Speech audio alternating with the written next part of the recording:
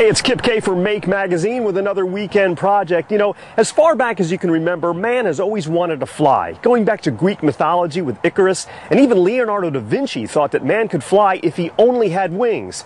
Well, there hasn't been very much success in that. So today we're going to build a flapping flying machine called an Ornithopter on this week's weekend project.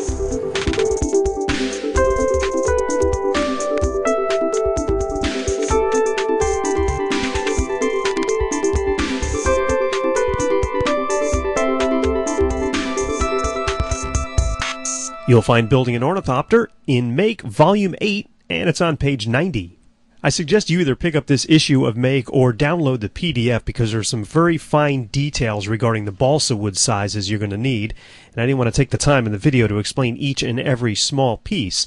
You'll also need some CA or super glue and some CA accelerator, and also a piece of music wire. Now you'll be bending one length of the music wire to form the tail rear motor attachment. Glue it in place on the motor stick. Then it's time to assemble the fuselage by gluing the motor stick, the front vertical connector, the top wing attachment member, the crank standoff, and also the back vertical connector. Now taking a 2-inch by 2-inch square of paper, you're going to roll yourself up a little tube using the music wire as a guide.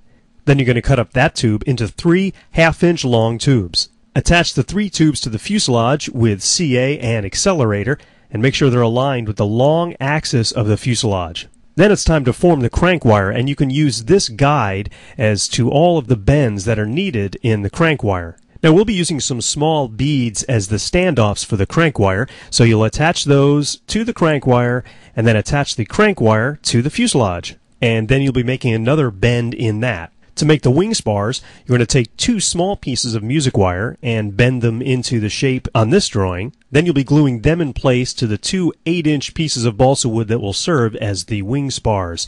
Now it's time to make the tail by gluing the 2 tail pieces together, then reinforcing the connecting rods, putting 2 holes a half-inch from each end of the connecting rods, and attaching them to the crank. Now it's time to cut out your wings using a template.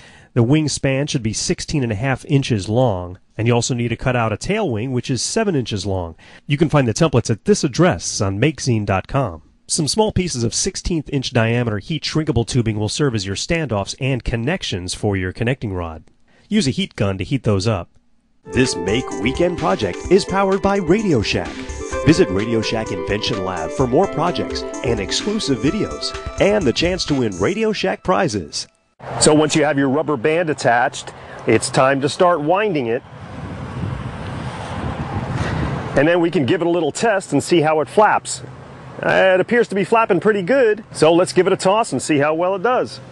I'm not really getting the kind of distance I'd like, and it's likely because it's not a very calm day. Wind plays a big factor in the flight of these ornithopters, and today is not a very calm day. And there you have it, the Ornithopter. And with any flying machine, minor tweaks and adjustments will always need to be made. The tail wing, the weight of the wings, and a variety of other factors will determine how well this flies, including a very still day with absolutely no wind, because this is a very light flying machine. So there's your Ornithopter on this week's weekend project, and we'll see you next time. Fly!